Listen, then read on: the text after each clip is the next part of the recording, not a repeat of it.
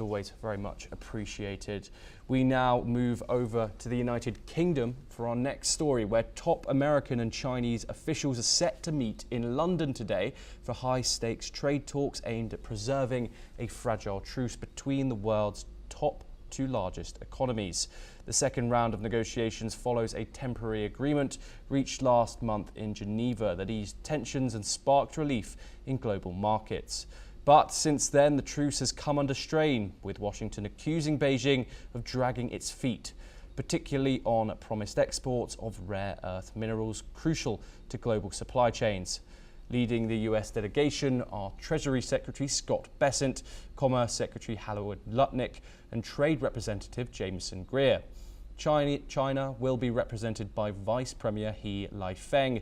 The talks come just days after President Trump and President Xi Jinping spoke on the phone for the first time since Trump's return to the White House in January. The call was described as, quote, very positive by Trump, while Xi urged that both sides work to steer the ship of bilateral relations back on course.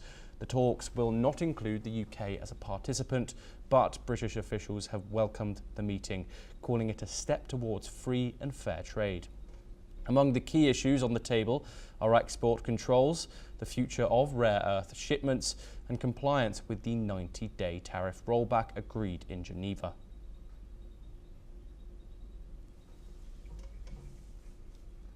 We stay in the world of US diplomacy now, where tensions are rising as Iran rejects the latest US proposal in stalled nuclear talks. Iran's parliament speaker said on Sunday the American offer includes no sanction relief, a key demand from Tehran. Mohammed Bagher Ghalibaf accused the United States of dishonesty and pushing a one-sided deal. He warned that Iran would not accept a proposal without meaningful concessions. At the same time, Tehran issued a sharp warning to the International Atomic Energy Agency. Iran says it will reduce cooperation with the UN nuclear watchdog if an anti-Iran resolution is passed at the agency's board meeting on Monday. The Atomic Energy Organization of Iran called the current cooperation broad and friendly, but warned that it could quickly change. Iran's Foreign Minister Abbas Araghchi and top nuclear negotiator says Tehran will not seek permission from any country to enrich uranium.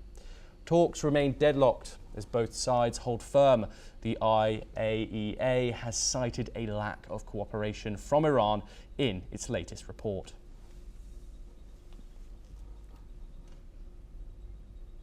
Now let's turn over to South America, where a potential contender for Colombia's 2026 presidential race, Senator Miguel Uribe, remains in intensive care after surviving an initial surgery following a shocking assassination attempt in Bogota. The 39-year-old opposition lawmaker from the right-wing Democratic Center Party was shot in the head and leg during a campaign event in a public park on Saturday. According to the hospital treating him, Uribe's condition is still critical, but his wife confirmed he made it through the first operation, calling it, quote, his first battle. Let's take a listen to what his wife had to say. Miguel sigue luchando fuertemente por su vida y les pido a cada uno de ustedes que sigamos en oración fuerte, que no desfallezcamos y que estemos unidos en oración. Gracias. Police have arrested a suspect, an underage boy who was found carrying a Glock-type pistol. Authorities are investigating whether others may have been involved, while President Gustavo Petro has ordered a full probe into who might have orchestrated the attack. The attack has sent shockwaves through Colombia. People took to the streets in Bogota to reject the attack on Uribe. We move on once again. NATO Secretary General Mark Rutte is set to visit the United Kingdom today. During his trip, Rutte will meet Prime Minister Keir Starmer in London for talks likely to focus on defence cooperation and transatlantic security. He will also address an audience at Chatham House, a leading think tank on global affairs.